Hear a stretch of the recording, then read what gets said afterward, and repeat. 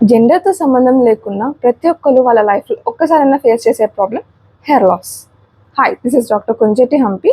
మనం ఈ సిరీస్లో హెయిర్ లాస్ గురించి A to Z నేర్చుకుందాము. మీకు హెయిర్ లాస్ అన్నది మీరు ఎలా ఐడెంటిఫై చేస్తారు?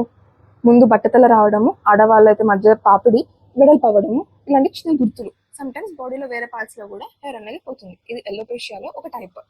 అయితే ఈ టైప్స్ ఆఫ్ హెయిర్ లాస్ అనేది చూద్దాము. Scarring, non scarring. స్కారింగ్ అనేది నిగనిగా మెరుస్తుంది చూడండి గుండు, అది it's a permanent hair loss type. Mostly burns, fungal infections, chemotherapy drugs వాడే వాళ్ళలో గమనిస్తాం. నాన్ స్కారింగ్లో వివిధ రకాలు ఉంటాయి. కారణాలు ఒకటి అని చెప్పలేము. Hormonal imbalance, stress, physical trauma, nutritional deficiencies, ఇంకా ఎలోపేషియా అని ఉంటుంది, ఇది ఆటోఇమ్యూన్ డిసార్డర్. ఇంకా సైకలాజికల్గా కూడా కాజ్ అవుతాయి. అప్పుడే డెలివరీ అయిన మదర్స్లో కూడా హెయిర్ లాస్ వస్తుంది. దీన్ని పోస్ట్ పార్టమ్ హెయిర్ లాస్ అని కూడా అంటారు. ఏ హెయిర్ లాస్ అయినా త్వరగా ఐడెంటిఫై చేసి ట్రీట్మెంట్ తీసుకుంటే మంచిగా క్యూర్ అవుతుంది. న్యూట్రిషన్ అనేది హెయిర్ లాస్కి ఒక పెద్ద బేస్. ముందు వీటి మీద చాలా వీడియోస్ చేస్తూ ఉంటాను, ఫాలో అవ్వండి.